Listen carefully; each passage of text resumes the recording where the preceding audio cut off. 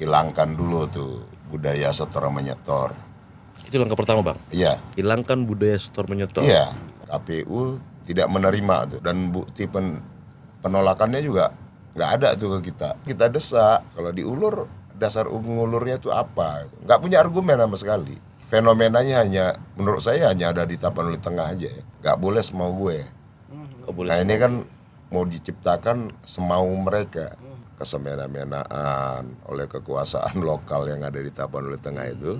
Kita akan balik itu. Kalau selama ini penguasa di Tapanuli Tengah itu ya maunya dilayani.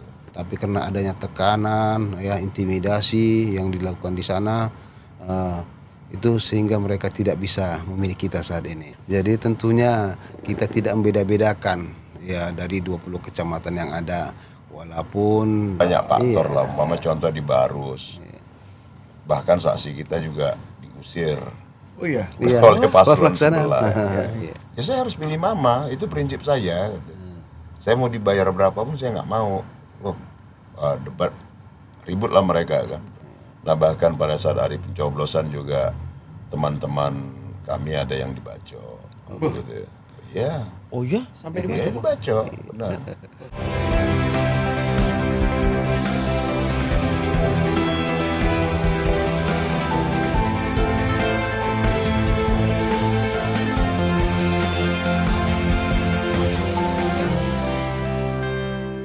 Kembali lagi di podcast Keadilan TV bersama saya Jerry dan saya Arif. Nah, spesial di sini Bang.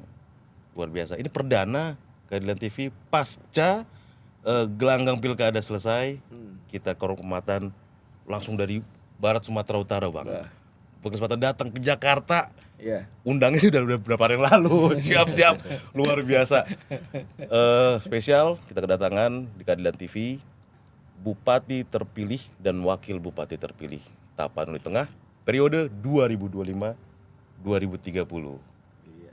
Bang Masinton Pasaribu dan Abang Mahmud Effendi.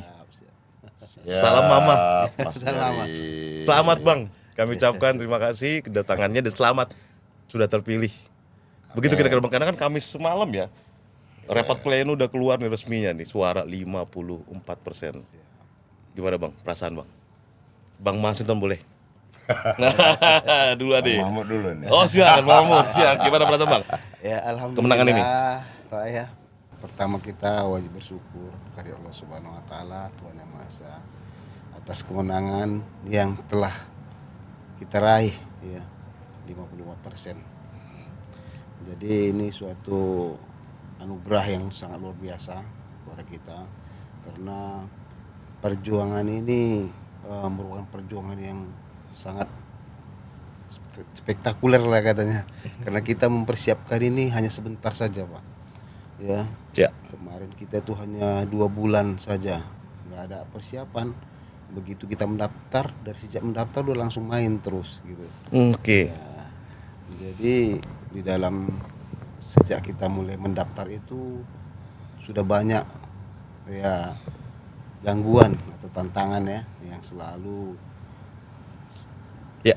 merusak gerakan kita lah sebetulnya. Karena sejak kita mendaftar pertama saja kita itu sudah gagal gitu, digagalkan gitu. Ada yang gagalkan, mungkin ada yang tidak ingin hadirnya kita dalam pelaksanaan pilkada itu.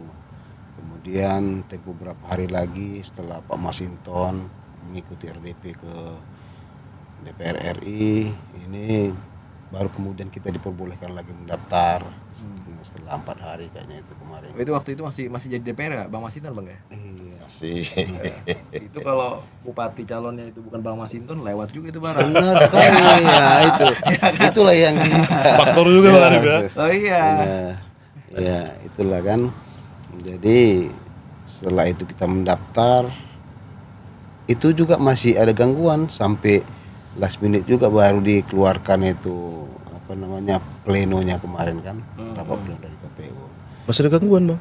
Iya, ya masih Berupaya menolak juga gitu. Siapa Bang menolak ini Bang? Ya saat kita di KPU itu kan, jadi mungkin kemungkinan ya ada juga intervensi dari pihak asing terhadap KPU, makanya terjadi seperti itu. Nah, itu yang jadi dugaan kita kan. Oke. Jadi ini ibaratnya ini ya Bang ya, FIFA-nya udah atur skor ya. Ah. Dari Bang Masinton gimana nih Bang? Ini fenomenanya unik ya. Ah. Tapanuli Tengah ini. Jadi kita berhadapan dengan konspirasi politik lokal lah.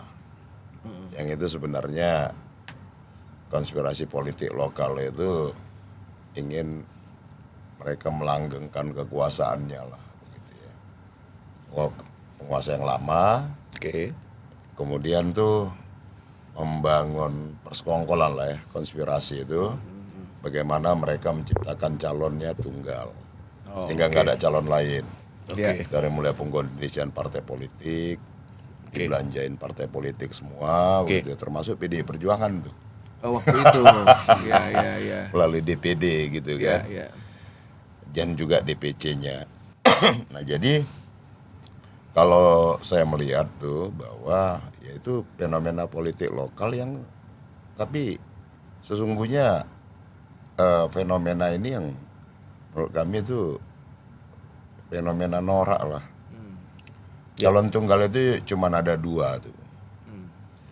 Pertama itu karena legitimasi pemimpin itu kuat, Oke. ya, dan masyarakat menghendaki untuk melanjutkan, sehingga kemudian dipotret ya partai-partai politik juga memberikan dukungan kepada figur yang memiliki legitimasi kuat tadi, Oke. sehingga kemudian itu Timbullah kota timbul calon tunggal gitu ya. Oke. Nah ini terhadap yang legitimasinya kuat, Ya. punya akar kuat lah di bawah gitu ya, karena mungkin prestasi bagus dan lain sebagainya. Kalau ini kebalikannya, menciptakan calon tunggal supaya tidak ada kompetitor lain, tuh, kontestan lain gitu. Iya. Sehingga kemudian semua instrumen tuh partai politik Iya. dibelanjain lah, kita dengarnya begitu, Iya. dibelanjain. Kemudian juga KPU-nya dikondisiin lah, KPU kabupaten ya. Nah sehingga ketika kami datang, saya dan Pak Mahmud datang mendaftar setelah putusan MK kan itu ya. Iya. Syarat itu boleh di bawah 20% tadi kan. Iya. Nah kemudian PDI Perjuangan itu ada 4 kursi di sana dari 35 kursi, kira-kira 12%-an. Iya. Nah kami datang daftar, Iya. bawa berkas lengkap, terus kemudian KPU tidak menerima tuh, dan bukti penolakannya juga nggak ada tuh ke kita, berita acaranya. Pokoknya nggak terima aja. Tidak jelas Bang kalau itu. Apa? Tidak jelas kalau alasannya kalau itu. Nggak ada argumen lah. Ya. Ah gitu loh. Nah, Oke. dia ngulur waktu aja tuh sampai 23.59 pada saat itu hari terakhir kan. Kita datang malam, masyarakat datang bawa obor itu sebagai simbol perjuangannya. Obor itu disimbolkan dalam gelap masih ada terang kira-kira. Nah, kita datang itu malam jam 8, udah berkas kita diterima juga tidak, diperiksa juga tidak, dibiarin aja sampai jam 23.59. Ah gitu loh. Iya. Tapi abang belum pulang tuh jam segitu belum pulang. Kita tunggu sampai jam 2 tuh. Oh. Sama masyarakat udah marah apa segala macam, Iya, mau bakar situasi di luar KPU seperti lah. apa Bang kali itu? Apa? Malam itu situasi di luar seperti apa Bang? Yang antar kita kan tuh ribuan orang. Ya mereka marah. Cuman kan ya sudah, fenomena kalau di bawah itu marah kan nggak amok. Iya, kami dengar-dengar di media ada yang request kita bakar aja nih Bang atau gimana gitu. Ya, Itu gimana? ya ada merequest begitu dan mereka memang siap. Oh, iya. Nah tapi kemudian kan kita tidak menyarankan itu. Abang redam itu. Ya kita sampaikan lah, saya dan Pak Mahmud menyampaikan ke teman-teman, sabar aja gitu kan. Kebenaran itu pasti bisa kita temukan, kira-kira gitulah. Ya. Nah karena ada mekanisme lain. Tadi ya kami ada berupaya ya mekanisme politik sama mekanisme hukum. Gitu loh. Iya, iya. Nah instrumen itu yang akan kita gunakan. Nah tentu pertama karena ada rapat di Komisi 2 evaluasi tentang dan menanyakan tentang kesiapan KPU dan seluruh penyelenggara pemilu ya, Bawaslu dan juga DKPP dalam menghadapi Ada serentak. pilkada serentak Iya. ini. Nah, ketika ada agenda itu yang dilakukan di Komisi 2 yang bidangin pemilu tadi ya, Baik. ya sudah, saya datang dan kemudian saya minta ditugaskan ke Komisi 2 untuk menyampaikan ini. Nah, saya ditugaskan oleh Prasi, kemudian kita sampaikan bahwa KPU itu tidak melaksanakan, KPU di Tapanuli Tengah itu tidak melaksanakan undang-undang dan peraturan KPU. Iya, oke. Nah, dasar itulah kemudian kita minta kejelasan dan ketegasan dalam pelaksanaan aturan tadi perundang-undangan itu. Sekoridor. Nah, kemudian dibuatkanlah surat edaran ke seluruh KPU daerah di Indonesia oleh KPU RI agar terhadap paslon tunggal itu tidak boleh ada penolakan dan harus diterima, pendaftarannya baru diverifikasi. Nah, dasar itulah kemudian kita datang kembali. Itu momennya Bang ya. Iya, saya datang dengan Pak Mahmud sore, itu pun coba diulur tuh. Masih ada juga pengeluaran. Iya, masih coba diulur tuh waktunya gitu. Keras juga barang itu ya. Iya, alasannya kita desak. Kalau diulur, dasar ngulurnya itu apa? Nggak punya argumen sama sekali. Lagi orang KPU juga salah milih lawan itu Bang. Ya, biasalah. Dinamika politik lokal itu kadang orang kalau udah... Tapi itu fenomenanya menurut saya hanya ada di Tapanuli Tengah aja ya. Iya. Iya betul. Daerah lain saya nggak nemukan itu. Iya, ya, yang jadi pertanyaan selanjutnya, abang Mas Inton dan Bang Mahmud tubruk terus itu upaya-upaya itu. Apa yang mendasari Bang? Ya kita kan dasarnya aturan. Oke. Nggak ada tuh bernegara ini maka kita selalu menjalankan prinsip itu. Iya. Ibu Megawati juga selalu menyampaikan tuh bernegara itu berkonstitusi. Ya gitu loh. Artinya tuh bernegara itu ada rambu-rambu aturan main. Berarti Dari bukan hukum ambisi. dasar, perundang-undangan dan peraturan lainnya. Nah, siapapun ya warga negara, penyelenggara negara, ya dia wajib dalam mengikuti koridor aturan tadi. Nggak boleh semau gue. Nggak boleh Nah, ini kan mau diciptakan semau mereka. Merasa di atas hukum. Nah, itu nggak ada ya, kita tabrak lah. Nggak boleh tuh ada yang sekelompok orang merasa di atas hukum, itu nggak benar. Nah, kita berjalan sesuai dengan koridor hukum dan perundang-undangan. Maka itu yang kita tabrak, kemanapun kita akan tabrak. Sebenarnya pertanyaan tadi itu ngarah ke ini Bang. Ya Bang. Apa namanya? Apa sih sebenarnya yang melatar belakangnya kok Abang sengotot itu gitu untuk Tapanuli Tengah gitu. Ya udah terima aja kota kosong gitu. Terima aja pemimpin yang ini bagus gitu loh atau apa gitu, apa yang mendasari sampai akhirnya pasangan ini ngotot banget gue harus nyalon gitu. Bukan kita yang ngotot. Nah, itu perlu klarifikasi. Iya. Nggak ada bang pasangan mama ini berambisi jadi bupati. Ini kan harus Saya itu berkali-kali ditanya ya, jauh sebelumnya, bahkan Pak Mahmud iya, tuh bener. ketika saya datang 2022 kalau nggak salah Pak Mahmud ya, beliau nanya, Bang majulah untuk di Tapanuli Tengah. Saya ngapain? 2022. Iya. Saya ngapain? Saya bilang kayak kurang kerjaan aja gitu. Pada saat itu begitu. Iya. Saya sampaikan, pun saya nanti nggak DPR RI lagi, saya ngapain kemari? Begitu. Nah, kemudian tuh teman-teman di Tapanuli Tengah itu yang mereka giat tuh, karena berangkat dari situasi ketertindasan, kesemena-menaan oleh kekuasaan lokal yang ada di Tapanuli Tengah itu, sehingga mereka menghimpun diri membangun gerakan Tapteng Baru namanya. Nah, mereka lah yang intens membuat posko-posko. Itu Abang belum mengiyakan pada waktu itu. Belum. Iya. Ini behind the scene-nya nih. Mereka bikin gerakan Tapteng Baru gitu ya. Mereka lah bersosialisasi ke masyarakat apa segala macam. Apapun ketidakadilan ini harus dilawan. Nah, mereka mengorganisir diri. Baik. Tumbuhlah itu gerakan-gerakan inisiatif desa ke desa. Nah, kemudian ketika pilkada, mereka berhadapan dengan situasi yang saya disuruh maju, kan udah selesai pileg ya. Baik. Nah saya nggak pernah mengiyakan itu. Nah gitu loh. Nah bahkan di partai saya ditanya gitu ya, untuk mau maju tidak gitu loh sama kepala daerah ketua DPD pada saat itu, Pak Rapidin. Saya bilang saya belum bisa memutuskan, tapi basic ini kita tuh survei lah. Ketika saya melakukan survei, nah kemudian masih proses survei tuh, Oke. terus ada keluar rekomendasi itu. Penugasan dari Ibu. Bukan. Nah, rekomendasi ke itu tadi karena coba didekati oleh PDI. Ke calon yang tadi Iya, diborong juga itu barang.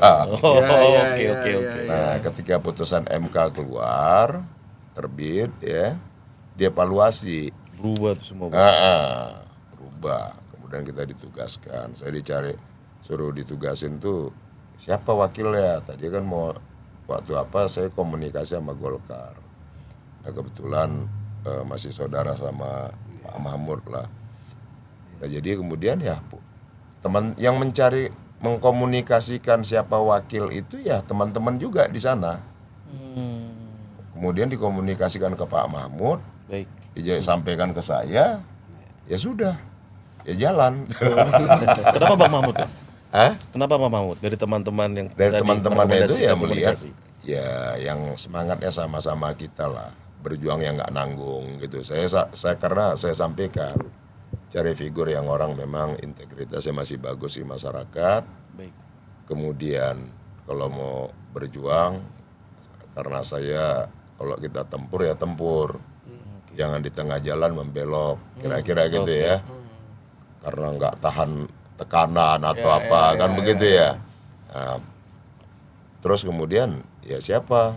Pak Mahmud, Pak Mahmud ya sebelumnya pernah ngobrol apa segala macam, jadi ya tegasin aja saya bilang bahwa kita berjuang tidak nanggung sampai ke menangan, harus kita yakinkan kita bisa raih.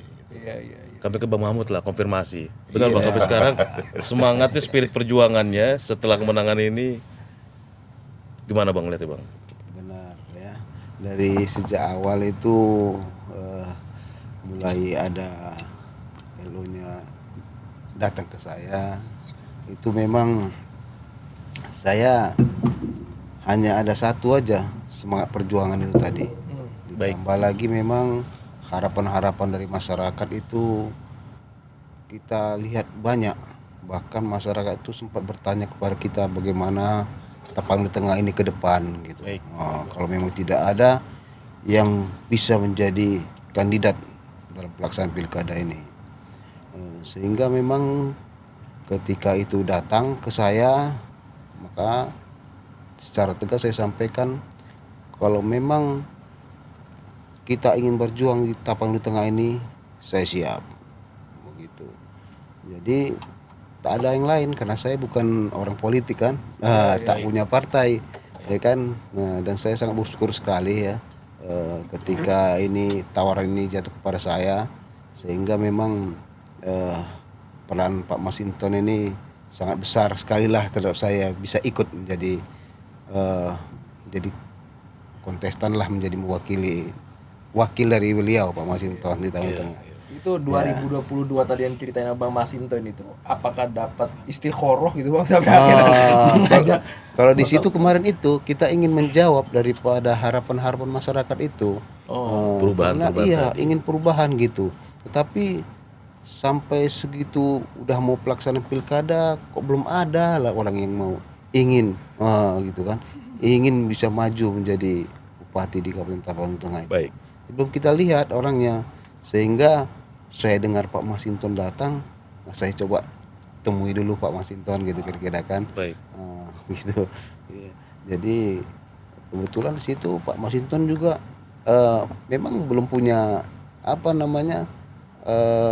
planning barangkali untuk maju jadi bupati Baik, gitu kan. baik. Tapi semangat beliau ini saya lihat ada untuk membangun kampung gitu, ya kampung kita, Kabupaten Tapanuli Tengah ini. Itulah makanya kita coba satukan ini. Bagaimana kira-kira ini bisa disatukan menjadi satu perjuangan yang sama-sama kita bangun untuk Kabupaten Tapanuli Tengah ini. Begitu kira-kira. Nah, abang-abang kan udah pasca kemenangan nih berita nih, tinggal tunggu pelantikan. Coba namanya pasangan kan ada wangi-wanginya, ada juga yang nggak wangi-wanginya, Bang. Nah, aku tanya dulu masing-masing. Yang perlu ditingkatkan dari Bang Masinton, menurut Bang Mamut apa? Yang perlu ditingkatkan. Iya. Ini 5 tahun loh Bang, berpasangan. Kan bagus saling mengingatkan. Saya rasa kita sudah punya satu harapan yang sama gitu. Visi misi tadi. Ya, visi dan misi. Kemudian memang kita ketahui bahwasannya APB di Kabupaten Tapanuli Tengah itu sangat kecil. Berapa sih Bang? Ya. Di angka berapa sih? Itu paling ada di angka 1,2 T itu ya. Jadi kalau itulah diharapkan untuk membangun Kabupaten Tapanuli Tengah, saya rasa sulit kita menjangkau harapan-harapan masyarakat itu. Baik. Karena kita lihat kan bagaimana saat ini kondisi jalan yang sudah banyak rusak gitu kan. Baik. Jadi itu sangat mengganggu sekali bagi masyarakat itu. Jadi ketika kita tahu Pak Masinton ini kan sudah punya pengalaman 2 periode loh. Di DPR, di parlemen ya kan. Baik. Tentunya beliau ini banyak yang menjadi Banyak teman lah teman gitu lah ya. dibilang ya, yang bisa mereka Pak Masinton rekrut untuk bisa diajak nantinya ikut turut berserta bangun Tapanuli Tengah. Nah, itu harapan kita kepada Pak Masinton. Nah, ya ternyata memang kita kemarin sudah dibawa jalan-jalan beliau kan. Kemana aja mau Iya. jalan-jalan Bang? Kemana aja mau jalan-jalan? Nah, intinya saya itu belum pernah memijak DPR RI loh. Ketika ada Pak Masinton ini saya udah memijak DPR RI Senayan ya. Nah, ke Bang Masinton gimana Bang? Profil Bang Mamut ini 5 tahun ke depan kira-kira perlu ditingkatkan sinergi kita soal apa? Ya oke, selama ini kita gerak, chemistry-nya ketemu gitu Ini kan, bukan semangatnya. upaya kami memecah belah ini. Kan tinggal nunggu pelantikan. Tinggal nunggu pelantikan. Karena mau digoyang juga nggak goyang. Nah, jadi artinya ya background saya juga orang lapangan, ya beliau juga prajurit gitu ya, beliau mantan TNI pensiun dini dari TNI karena mengambil jalur usaha gitu ya. Nah, ya nggak sulit buat kita komunikasi karena ya sama-sama punya komitmen yang sama lah intinya kan di sini. Iya. Nah tentu tantangan besar sekarang adalah bagaimana tuh membangun daerah yang ini kita berangkat dari nol mungkin dari minus kali ya. Dari minus bahkan Bang ya. Iya. Ini daerah ya bagi saya ya kalau secara emosional saya lahir di situ ya. Walaupun kecil besarnya saya di perantauan. Iya. Tapi saya sering waktu masih kecil dari Medan itu sering ketika mulai kelas 1 SD saya selalu dibawa pulang orang tua ke kampung sampai saya SMA kemudian ke Jakarta gitu ya. Kampung Abang di Daerah Pasar Ibu Tobing. Pasar Ibu Tobing. Ya, dulu Sorkam. Oke. Nah, jadi saya melihat bahwa dari literasi sejarah apa segala macam cerita-cerita juga. Nah, kalau dulu itu kalau kita mengenal yang namanya Kapur Barus, konon itu untuk mengawetkan mumi raja-raja di Mesir dulu Firaun. Nah itu dari situ. Histori. Gitu ya dari situ di perdagangannya. Nah jadi saya melihat tuh bahwa Barus itu salah satu atau Tapanuli Tengah itu bagian dari jalur perdagangan rempah Nusantara. Nah ada Barus, kemudian Barus itu ke atasnya itu Singkil Aceh. Oke. Nah ke Marinya dekat Sibolga itu ada yang namanya Bendungan Jago-Jago di daerah Badiri.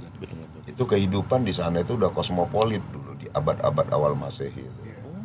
Nah arkeolog ada temuan arkeolog di situ yang menemukan beberapa jenis keramik, kemudian emas, mata uang itu dari zaman dinasti zaman Mongolia, kemudian dari Persia, Baik. dan lain sebagainya. Baik. Artinya itu dari berbagai benua itu sudah melakukan interaksi dan perdagangan dan bahkan ada yang menetap di sana. Nah, ini kan dulu jalur perdagangan itu kan transportasi kan laut. Nah, pantai barat Sumatera itu kan langsung Samudra Hindia. Nah, ke atasnya itu ya India, Sri Lanka, Iya. ke atasnya lagi ya Afrika. Iya. Ke mutar ke kanan ujung Sumatera itu ya dia langsung ke laut Cina. Nah, jadi artinya apa? Ini kawasan yang kalau orientasi kami sekarang nanti ke depan itu adalah bagaimana menghidupkan jalur perdagangan lewat perairan laut tadi itu. Yang dulu pernah berjaya. Iya. Oke. Nah, itu bisa diapakan pelabuhannya itu ada di wilayah Tapanuli Tengah. Artinya kita bicara kawasan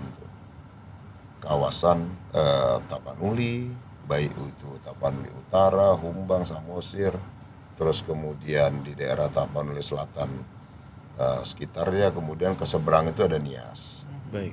Ya kan, juga ke atas itu bisa ada Singkil. Nah, kalau ini kita buat satu pelabuhan ya, jadi jalur perdagangan, Oke. arus keluar barang masuk lewat jalur laut tadi.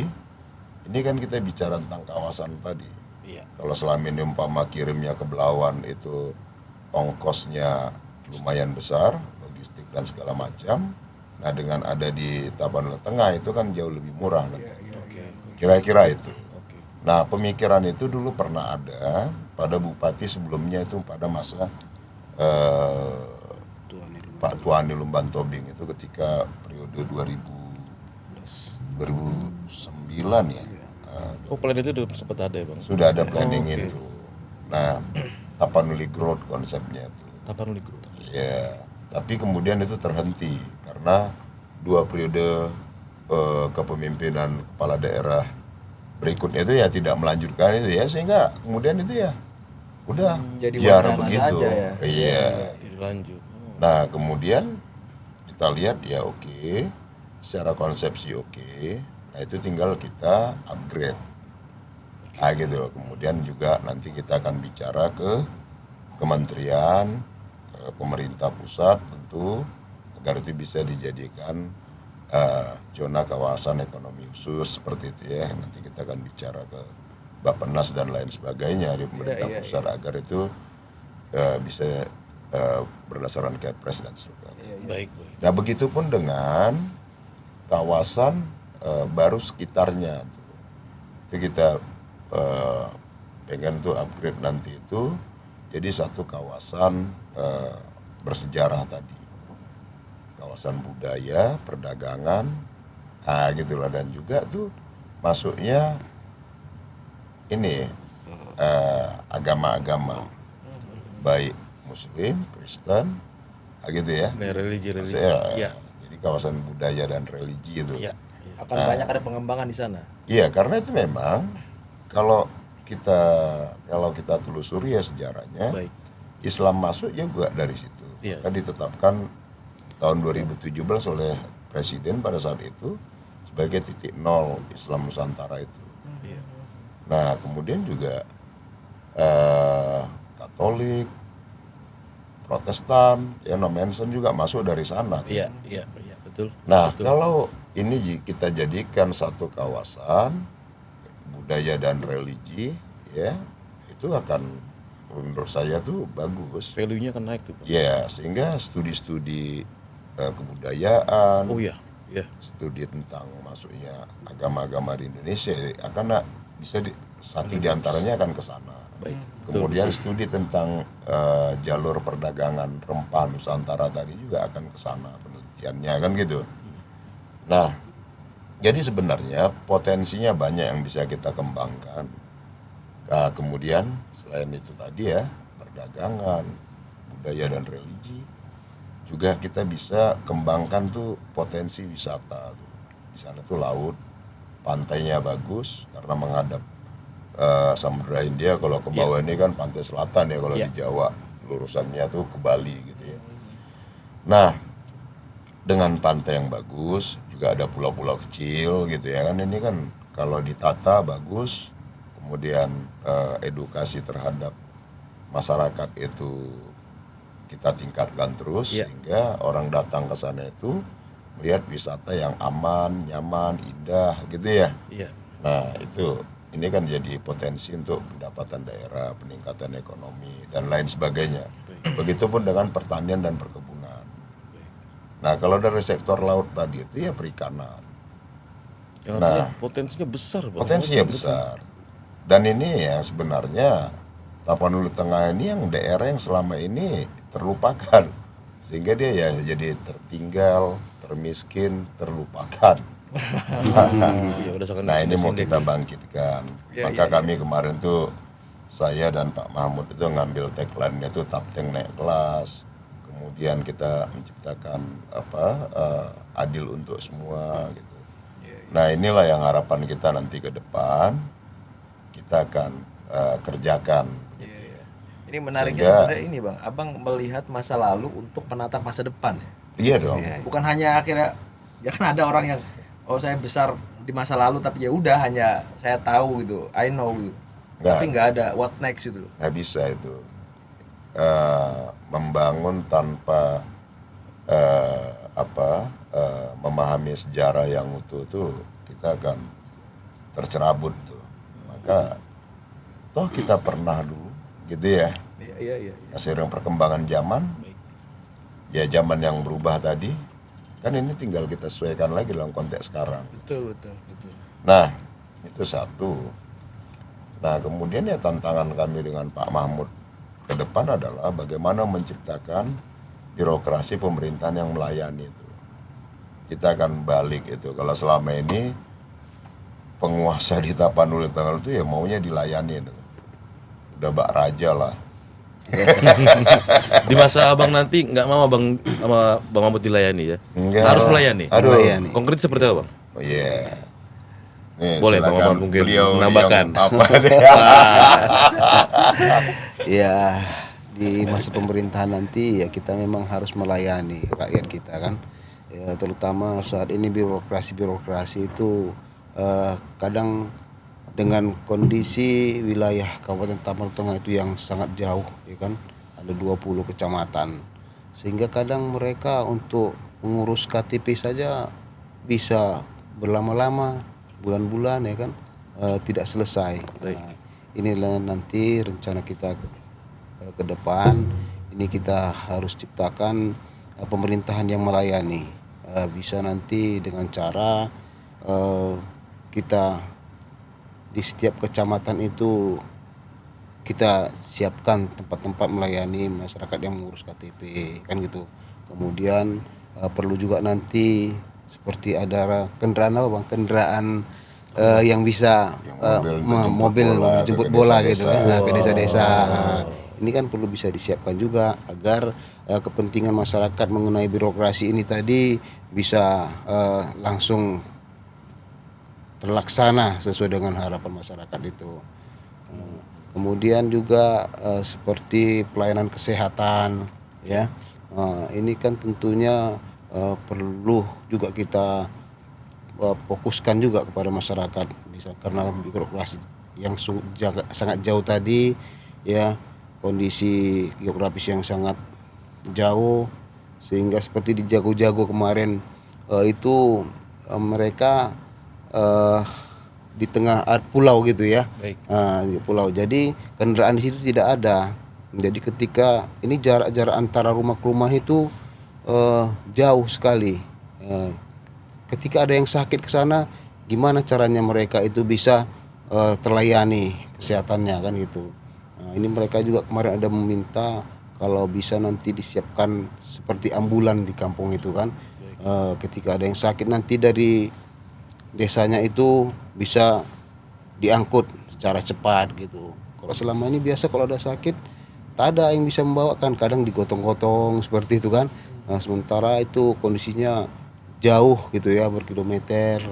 Seperti itulah nanti pelayanan itu yang perlu kita lakukan kepada masyarakat sehingga memang benar-benar dirasakan oleh masyarakat itu bahwasanya pelayanan utamanya itu kepada masyarakat. Kami kira gitu. Nah, di podcast ini kan Bang Arif juga warga Tapteng ini kan lagi nonton nih Bang. Saya yakin setelah kita dirilis sekitar 300 ribuan, 60 ribuan warga Tapteng. Dan ini terekam 5 tahun ke depan kira-kira seperti itu. Iya. Nah ini kan sekarang bulan Desember menuju bulan Februari. Persiapan apa Bang Masinton dan Bang Mahmud menuju pelantikan hingga akhirnya set langsung kerja. Silakan Bang. Jadi sebelum itu ya Bang, semakin abang menjelaskan Tapteng semakin saya bingung. Bupati sebelumnya ngapain aja gitu. Ya ambulan nggak ada, terus yang sakit gimana, bingung tuh ya kan. Ya, akhirnya muncul pertanyaan langsung konkret apa nih Bang untuk mewujudkan tadi program untuk masyarakat Tapteng. Ya, jadi ini baru kita terpilih ya. Iya. Nanti nunggu kalau ada sengketa atau apa, kalau nggak ada sengketa, insya Allah kemudian penetapan. Kalau setelah penetapan, sebagai resmi ditetapkan sebagai bupati terpilih dan wakil bupati terpilih, Baik. kita akan segera komunikasi dan koordinasi sama PJ Bupati sekarang Pak Sugeng Pak ya, Sugeng Rian. biar kita bisa langsung masuk berkolaborasi menyiapkan fase transisi itu, baik itu dari sisi anggaran, program, kemudian personil, sehingga ketika kita begitu dilantik besoknya udah langsung kerja tuh. Iya. Kira-kira gitu. Iya. Nah karena konsepsi kenapa dibuat pilkada serentak sesungguhnya kan itu agar nih hambatan barrier dalam politik itu tidak terlalu kuat dalam fase transisi itu. Nah dengan sekarang PJ Bupati yang itu dia yang ditugaskan oleh pemerintah pusat di daerah, maka kita akan lebih mudah. Gitu loh. Nah maka ini nanti segera harapan kami dan juga kemarin juga sama Pak PJ kita komunikasi. Setelah penetapan nanti kita akan langsung koordinasi kita fase transisinya seperti apa, komunikasi tentang alokasi anggarannya seperti apa, agar nanti bisa kita langsung kami bisa gunakan untuk prioritas-prioritas pembangunan yang harus kami prioritaskan sesuai dengan janji-janji kami kepada masyarakat. Oke. Nah, tentu tantangan di Tapanuli Tengah itu adalah pertama tuh menciptakan birokrasi yang bersih dari praktek korupsi itu. Nah, bagaimana caranya? Kan begitu ya? Iya. Nah, ini yang harus kita ciptakan. Nah, pertama itu ya kita akan hilangkan dulu tuh budaya setor menyetor. Itu langkah pertama Bang? Iya. Hilangkan budaya setor menyetor. Iya. Oke. Jadi nanti mau jabatan apapun, saya dan Pak Mahmud itu udah berkomitmen kita nggak akan ada minta apapun itu. Sesuai kapasitas. Ya, kita akan tempatkan orang itu sesuai dengan kemampuannya, kompetensinya. Baik. Ya kan. Nah, jadi umpama yang kita bebankan itu adalah kerja, program gitu ya. Kita begini, kita mau bikin A, oke, ke masyarakat programnya A, ya silahkan kita open aja tuh siapa yang mampu untuk mengerjakan program ini. Kan begitu tuh. Baik. Nah, kemudian satu tadi penempatan orang pada posisi yang tepat, menghilangkan budaya setoran tadi. Kemudian itu kedua adalah kita harus perkuat sistem pengawasan internalnya. Oh itu penting tuh Bang. Monitoring itu Bang. Langkah apa Bang? Baik monitoring yang dilakukan oleh inspektorat dan lain sebagainya. Agar apa? Agar kita bisa saling mengingatkan dan melakukan fungsi-fungsi pengawasan tadi. Artinya pencegahan itu kan akan menjadi lebih baik. Iya kan? Sistem itu kan diciptakan untuk mencegah, kan gitu, meminimalisir potensi-potensi penyimpangan. Nah, berikutnya adalah kita akan supervisi sama program-program di desa, karena desa itu dibiayai oleh APBN. Desa memiliki yang namanya anggaran dana desa. Kita harus dorong pengelolaan dana desa itu secara transparan akuntabel, bertanggung jawab, dan punya manfaat kepada masyarakat. Nah, sehingga dana desa tadi digunakan untuk mendukung mobilitas dan aktivitas perekonomian masyarakat, baik itu pertanian, perdagangan, dan lain sebagainya. Nah, sehingga dengan begitu ya kita bisa tumbuhkan itu desa-desa mandiri nantinya. Nah, karena apapun saya masih ikut dalam pembahasan konsep ketika dulu kenapa desa harus diberikan anggaran. Sesungguhnya kan agar ada pertumbuhan di desa-desa. Kan semangatnya itu. Kenapa dia digelontorkan APBN ke setiap desa? Karena harapannya adalah agar desa menjadi pusat-pusat pertumbuhan baru untuk masyarakat di penjuru Indonesia ini. Semangatnya kan itu. Nah, maka itu nanti akan kita lakukan seperti itu. Iya, ini menarik. Jadi kepala dinas itu yang penting punya kapasitas ya. Sesuai kompetensi. Iya. Bukan isitas. Bukan isitas.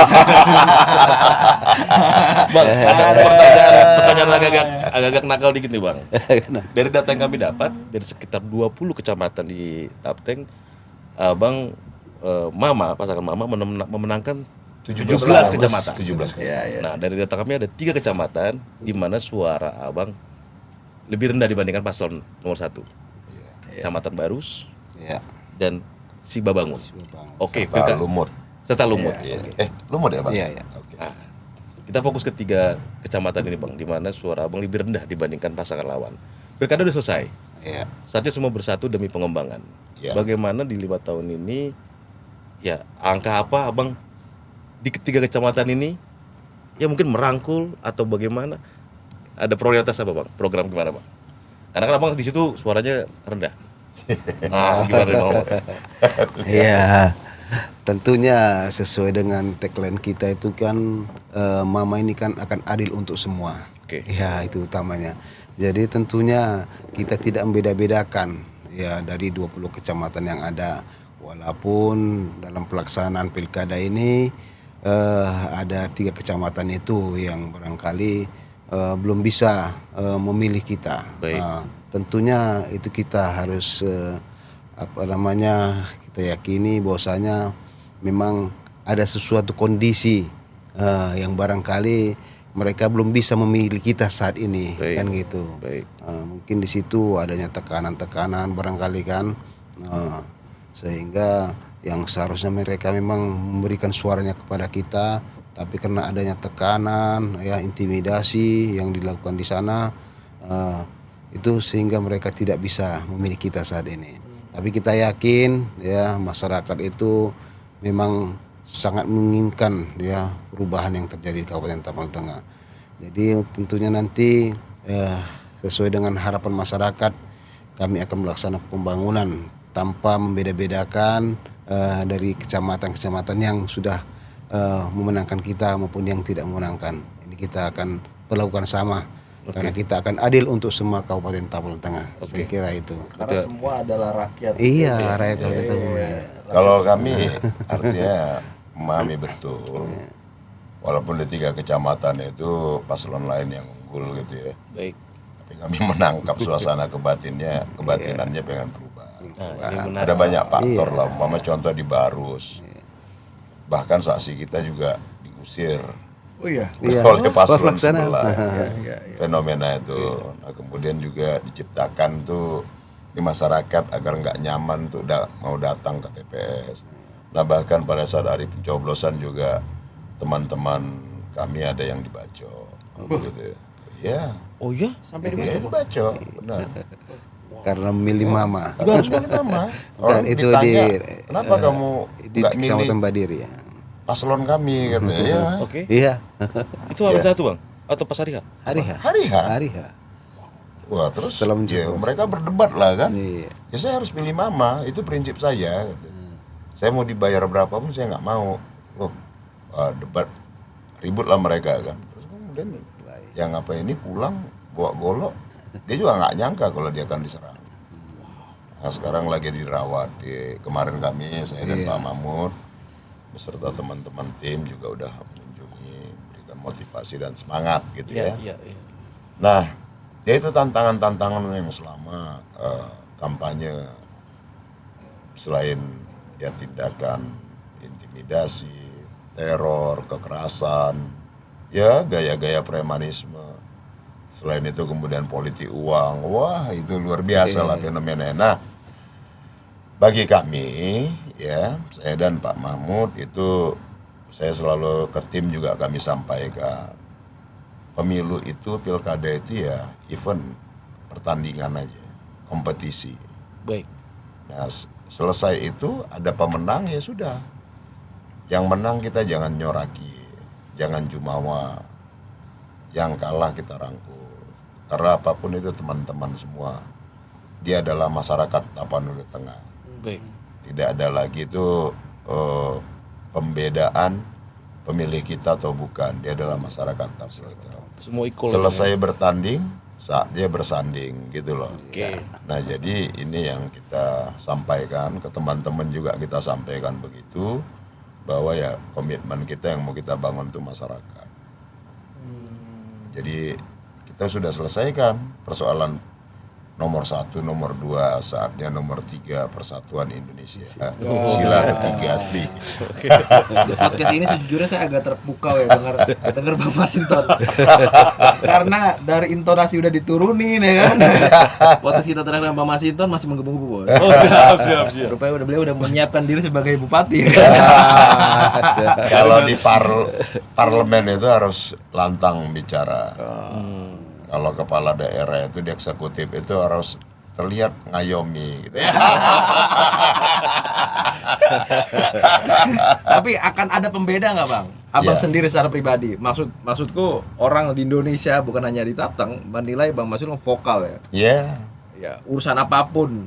Bahkan sering di partai yang diminta ngomong Bang Masinton untuk urusan rakyat gitu. Ya di Tapteng akan begitu nggak, Bang? iya, jadi begini ya. Kalau di parlemen itu kan ya kita memang tugasnya bicara kan. Ya. Legislatif itu kan memang kewenangannya di situ. Nah, kalau di eksekutif dia kan mengeksekusi, ngapain banyak ngomong. Iya kan? Iya. Betul. Nah, tetapi adalah bahwa kalau ketika kita di legislatif kita melakukan kritik itu kan basisnya adalah karena kita ingin eksekutif itu bekerja Iya. benar. Kan gitu ya? Oke. Nah, maka ketika kita menjadi eksekutif ya kita harus menjawab kritikan tadi. Bahkan oleh kritikan itu kan kritikan kita terhadap eksekutif kan, Oke. bukan terhadap orang, Iya. kan gitu kan. Oke. Nah, maka ketika kita menjabat maka kita harus sadar itu. Ketika umpama saya nih dari legislatif beralih ke eksekutif. Nah, maka tugas di eksekutif ya itu yang harus saya lakukan.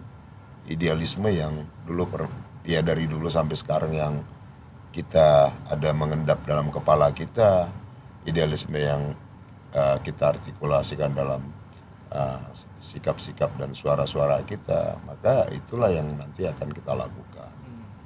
Nah, tugas eksekutif itu ya tentu kalau saya sih nggak mau banyak ngomong-ngomong, ya tinggal kasih arahan, nggak lagi sebanyak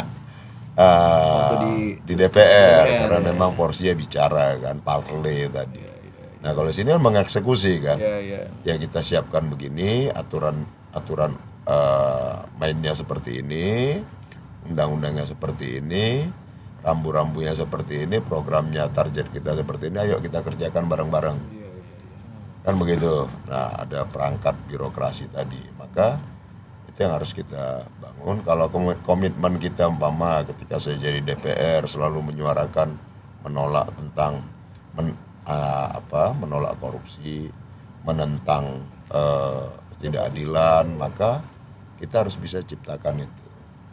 Nah, kalau di Tapanuli Tengah itu memang unik. Jadi Tapanuli Tengah itu majemuk dia, Pak. Baik. Di situ itu memang daerah Tapanuli, Batak gitu ya. Iya. Tapi juga dia melakukan menerima budaya lain karena daerah pesisir kan. Maka ada budaya pesisir namanya. Baik. Baik itu Aceh, berbagai etnik tuh ada Nias, ada Bugis, ada Melayu, ada Minang, nah gitu. Tapi di Tapanuli Tengah itu dia dipersatukan oleh kekuatan adat sebagai kearifan lokalnya tadi itu. Masih kuat di sana, Bang. Kuat. Nah kalau di Batak itu ada yang namanya Dalian Natolu. Dalian atau Ya kan. Jadi umpama saya sama Pak Mahmud sama-sama Batak, keyakinan kita beda. Oke. Saya ke gereja, beliau ke masjid. Baik. Kalau dalam acara adat itu pasti sama. Jam makannya nanti berbeda. Nah, Ya, benar. Karena menunya berbeda. Itu kan prinsip menghormati. Ya. Nah, yang satu ke sebelah sini menu makannya, yang satu menu sini. Selesai jam makan nanti bicara adat, kumpul lagi. Ketemu lagi. Baik itu dari dalam Natolu tadi. baik itu dalam adat suka maupun duka gitu. Umpama suka itu ada resepsi pernikahan, kelahiran dan lain sebagainya. Duka cita itu umpama dalam kemalangan dan lain sebagainya, pasti sama. Nah jadi di Tapanuli Tengah itu ya itulah yang harus kita jaga terus, karena itu adalah kearifan yang itu harus secara turun temurun harus kita jaga. Tidak boleh ada muncul isu-isu primordial Iya. antar etnik, antar suku gitu, nggak boleh itu. Nah ini harus kita jaga.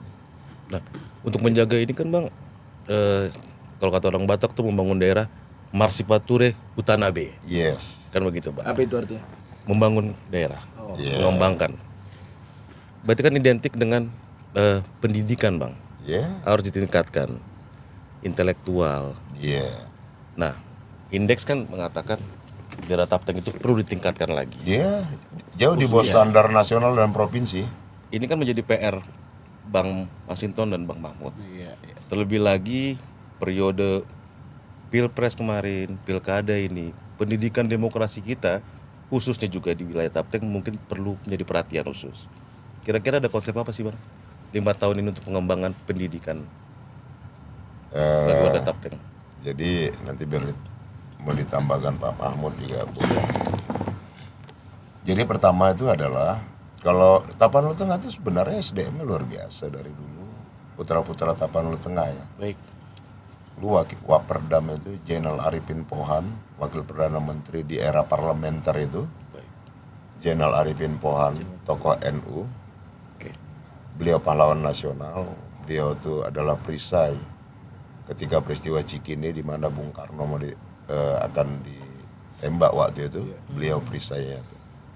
Nama beliau Kiai Haji Jenderal Arifin itu yang sekarang diabadikan nama jalan di Jakarta Barat sini. Jakarta sini. Baik. Nah itu asal Barus tuh. Asal bagus. Kemudian ada Dr. Ferdinand Lumbanto. Ferdinand Lumbanto. Beliau tuh dulu sempat Menteri Kesehatan, Menteri Perdagangan juga di era pemerintahan Bung Karno, dan juga jadi Gubernur Sumatera Timur kalau tidak salah dulu. Sempat menjadi nama bandara juga ya Bang? Iya, nama bandara sekarang sampai sekarang. Sampai sekarang ya? Lumbanto Sekarang. King. Beliau adalah pahlawan nasional. Baik. Nah itu asal Tapanuli Tengah dan makamnya sekarang di sana, Baik. daerah Kolang. Nah kemudian ada beberapa tokoh lain yang sekarang masih ada tuh, umpama Pak Akbar Tanjung. Oh, Bertanjung dari sana, Bang? Iya, itu sama kami dari Sorkam. Disorkan. Iya. Baik. Nah itu kemudian ya Pak Yasona Lawli juga kelahiran sana. Pak Faisal Tanjung juga Jenderal Panglima ABRI dulu. Zaman Soeharto Iya. waktu itu ya. Kemudian kalau apanya itu swasta, pengusahanya ada Pak GM Panggabian.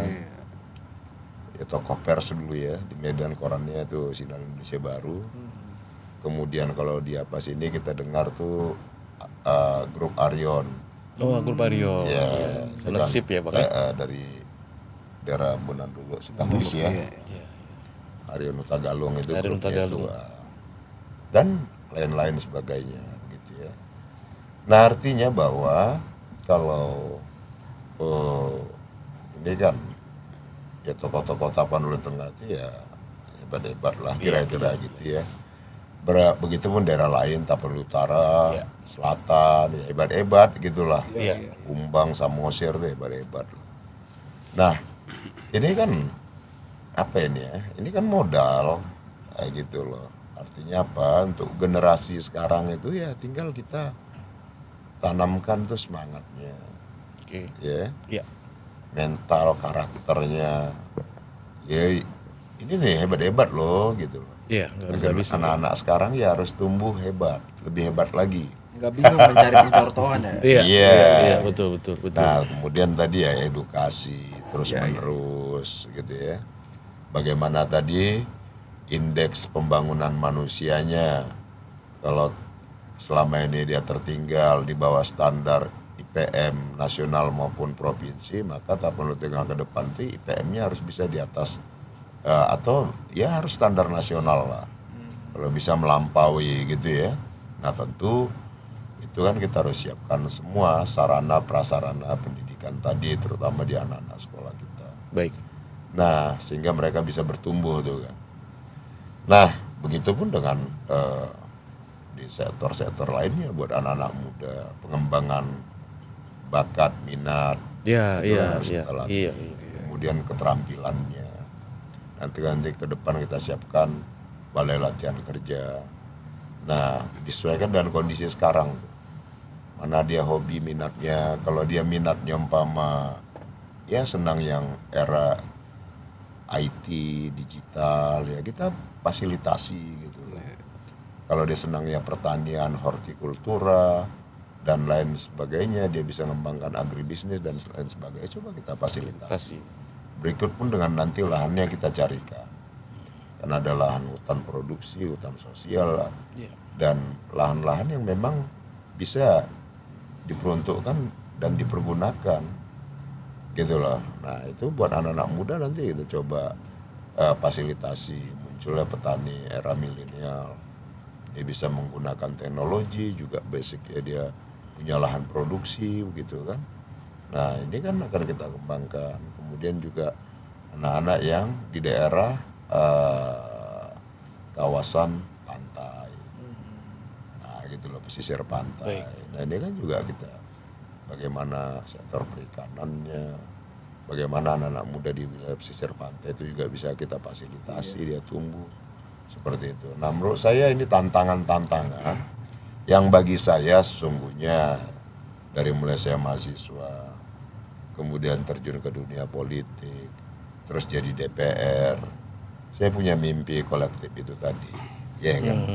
Nah kalau sekarang tantangannya di eksekutif, saya berharap saya dan Pak Mahmud nanti bisa mengeksekusi mimpi-mimpi kolektif dengan masyarakat tadi itu. Bagaimana saya bekerja, saya dan Pak Mahmud bekerja memimpin satu pemerintahan yang punya manfaat kepada seluruh masyarakat Tapanuli Tengah tadi. Berangkat untuk menuju tangga 1000 itu kan kita mulai dari tangga pertama dulu. Berangkat dari yang kecil-kecil.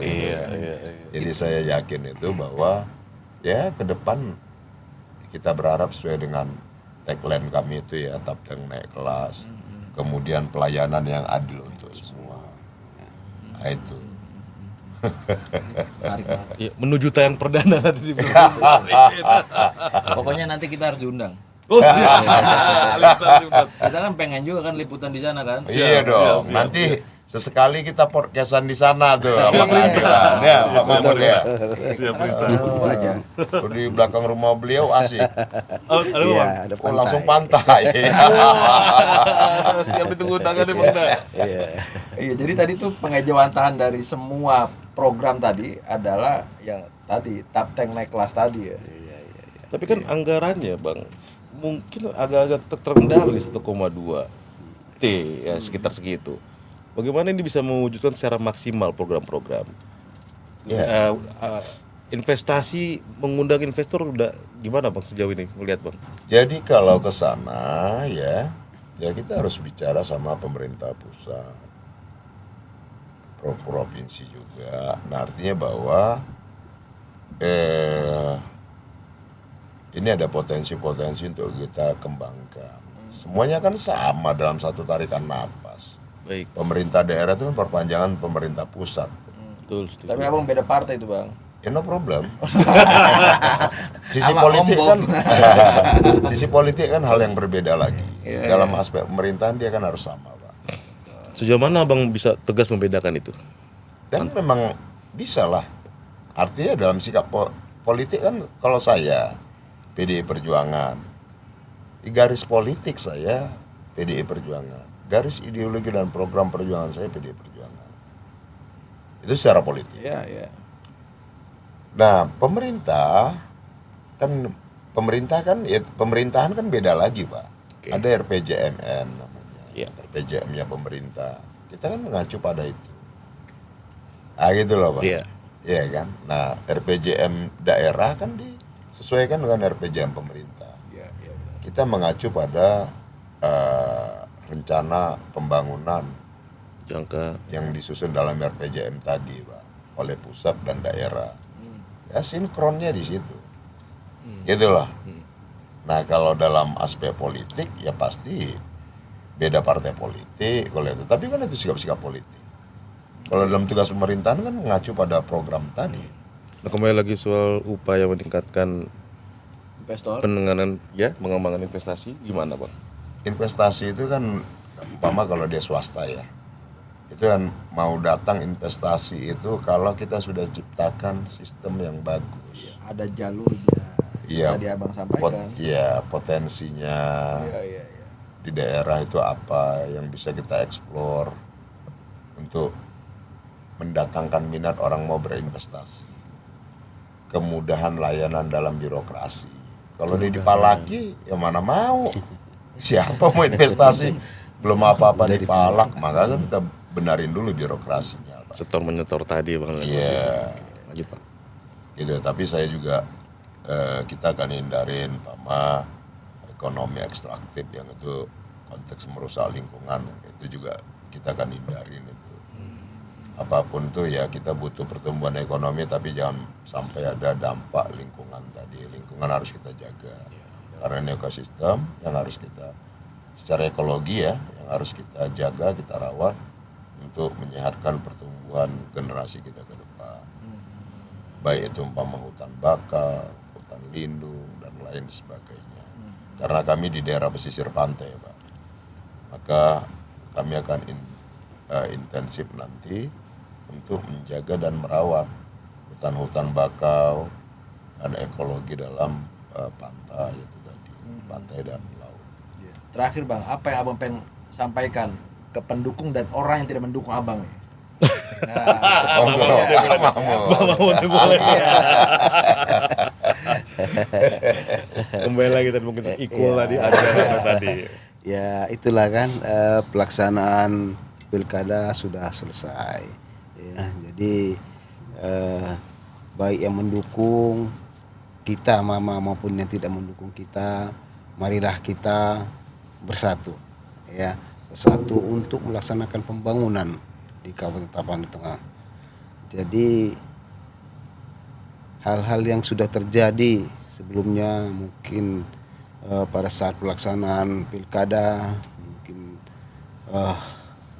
banyak terjadi yang tidak kita harapkan, ya kan. Ada mungkin harapan-harapan mereka untuk bisa mencekal kita pasangan calon nomor 2 kemarin. Nah, jadi untuk itu ke depan ini harapannya tidak ada lagi. Kita bersatu, ya. Bagaimana kita menciptakan ataupun menyampaikan ide-ide masing-masing. Bagaimana kita membangun Tapanuli Tengah ini di berbagai sektor yang ada, ya. Jangan sampai karena kita terus larut dalam kompetisi itu kita tidak Mau berkolaborasi tidak mau berkolaborasi untuk sama-sama membangun. Jadi itu harapannya kepada seluruh masyarakat Kabupaten Tapanuli Tengah, mari sama-sama kita membangun Kabupaten Tapanuli Tengah ini dengan penuh rasa tanggung jawab, ya. agar apa yang menjadi harapan kita ini dengan cepat bisa kita laksanakan. Kami kira itu aja. Baik. Bang Masinton silakan. Pertanyaan yang sama. Harus jawab dulu aja dong. Oh iya, tadi saya sudah sampaikan pertandingan sudah selesai. Saatnya kita bersanding. Nah, jadi dan saya percaya bahwa karena itu adalah Tapanuli Tengah itu semangatnya itu sama semua. Urusan pilihan itu beda-beda. Itu yang harus kita hormati. Pemilunya sudah selesai dan saya yakin ya prinsip dalam masyarakat Tapanuli Tengah itu ya prinsipnya gotong royong bersama-sama, tidak ada sekat pembeda dalam pilihan-pilihan politik. Selanjutnya adalah kita bersama-sama gandeng tangan ya, karena apapun pembangunan satu daerah itu tidak mungkin bisa terlaksana tanpa partisipasi masyarakat. Maka nanti konsepsi pemerintahan yang kami bangun juga itu adalah dengan membangun partisipasi masyarakat terus-menerus, baik itu di kabupaten hingga ke desa-desa, sehingga tuh kesatuan ya antar pemerintah dengan masyarakat itu dia tidak lagi terpisah gitu. Nah, jadi pelibatan partisipasi masyarakat itu menjadi sangat penting untuk kemajuan sebuah daerah. Baik itu masyarakat adatnya, tokoh-tokoh adat, kemudian anak-anak mudanya, ya, kemudian juga senior-senior, tokoh-tokoh senior di sana, tokoh-tokoh masyarakat tadi. Maka ini kalau ini semua kita rangkum dalam satu partisipasi bersama tadi, dia akan menjadi kekuatan. Nah, dan saya yakin bahwa semua di Tapanuli Tengah itu ingin bertumbuh lah, ingin bangkit naik kelas tadi itu. Nah, semangat inilah yang nanti akan kami kelola, kami pimpin ya, menjadi program-program yang dia punya manfaat buat masyarakat tadi. Karena kami tantangan kami ini adalah setelah kami mengidentifikasi berbagai persoalan dia ada di Tapanuli Tengah itu, tantangan infrastruktur. Jalan yang sebagian besar itu 80% lebih itu kondisi jalannya Sumur ya? Bukan lagi lubang, sumur ya? weh, ngeri ya Pak Mahmud. Kadang saya tuh sama tim staff saya kalau lagi jalan di mobil geradak geruduk kami sembari nyanyi itu lagu Roma Irama. Iya kan? Hampir 80%. Doa dan perjuangan itu. Karena kondisi jalannya luar biasa parah. Nah, tantangan kami tentu bagaimana perlahan-lahan menjawab ekspektasi harapan masyarakat tadi ya yang sebegitu besar. Ini bisa kita urai, kita perbaiki. Satu tadi infrastruktur jalan, jembatan, ya, dan lain sebagainya. Kemudian juga tantangan dalam infrastruktur sektor pertanian, irigasi, kemudian tantangan terhadap air bersih. Kemudian beberapa desa masih belum memiliki akses listrik, dan sebagian besar desa-desa juga masih kesulitan akses internet. Nah, ini kan kami akan berupaya untuk melakukan percepatan itu. Akselerasi pembangunannya harus bisa kita lakukan cepat, terutama tadi infrastruktur jalan, kemudian internet dan listrik tadi ya. Karena akses internet ini sangat membantu masyarakat dan perkembangan informasi terhadap anak-anak muda tadi. Sehingga anak-anak muda Tapanuli Tengah jangan lagi ketinggalan informasi. Hal yang penting dan vital sekarang. Iya. Nah, kemudian tantangan berikut adalah selain tadi bagaimana peningkatan pertanian ya, pembangunan irigasinya, kemudian sarana air bersih. Bagaimana kami nanti menyiapkan infrastruktur pipa-pipa bisa masuk ke rumah-rumah warga gitu ya. Karena sumber mata airnya banyak. Nah, itu tinggal nanti dikelola bisa masyarakat tuh udah terfasilitasi dengan adanya air bersih sehingga dia tidak jauh-jauh mengambil air ke sumber mata air tadi. Nah, begitupun tantangan di daerah pesisir yang itu selama ini dalam 5 tahun belakangan Pak Mahmud ya, Iya. penghasilan nelayan itu menurun setiap harinya. Tangkapan ikannya. Kenapa? Karena itu ada pukat harimau yang beroperasi di zona tangkapan nelayan-nelayan tradisional atau nelayan kecil kita. Maka saya dan Pak Mahmud berkomitmen itu kalau sehari setelah kita dilantik kita panggil pengusaha kapal-kapal pukat harimau ini supaya kita ingatkan jangan masuk ke zona tangkapan nelayan kecil. Nah, mereka beroperasi di zona tangkapan mereka aja biar apa? Agar nelayan-nelayan kecil kita ini hasil tangkapannya bisa menghidupi keluarganya, ekonomi keluarganya. Nah, itu di sektor pertanian, kemudian perikanan, ya identifikasi kita seperti itu. Kemudian juga ya tentu ya pelayanan pemerintahan yang bebas dari korupsi tadi, kita hilangkan budaya setor menyetor, pungli dan sebagainya. Kemudian adalah mempercepat akses layanan publik tadi. Contoh tadi yang disampaikan Pak Mahmud, masyarakat mau ngurus KTP, waduh, lamanya luar biasa. Informasi birokrasi. Nah maka sistem layanan jemput bola tadi kita optimalkan, selain kita fungsikan kantor-kantor kecamatan untuk memudahkan akses masyarakat tadi. Nah apalagi sekarang tuh udah era digital, kan itu akan lebih memudahkan, mempercepat masyarakat tuh kan seperti itu. Kemudian ya tantangan berikutnya adalah tentang bagaimana kita memfasilitasi anak-anak muda tadi, ibu rumah tangga gitu ya. Terus peningkatan layanan kesehatan. Yang ini menurut saya menjadi vital, dan juga karena kami itu garis pantai luar biasa, Bung. Bung Jeb, dan jadi garis pantai itu 200 kilo lebih ya, Ya, Pak Mahmud. saya Ujungnya itu batasan sama Aceh, ke bawahnya itu batasan langsung sama Tapanuli Selatan. Kalau pantainya ini. 200. Nah, bukitnya ke atas itu perbatasan dengan Tapanuli Utara dan juga ke Umbang Hasunduta. Nah, wilayah ini yang karena kita punya garis pantai yang sangat luas, sangat panjang, kemudian jadi kita kaya tuh punya pesisir pantai, satu-satunya wilayah Tapanuli yang punya potensi perikanannya juga bagus, ya.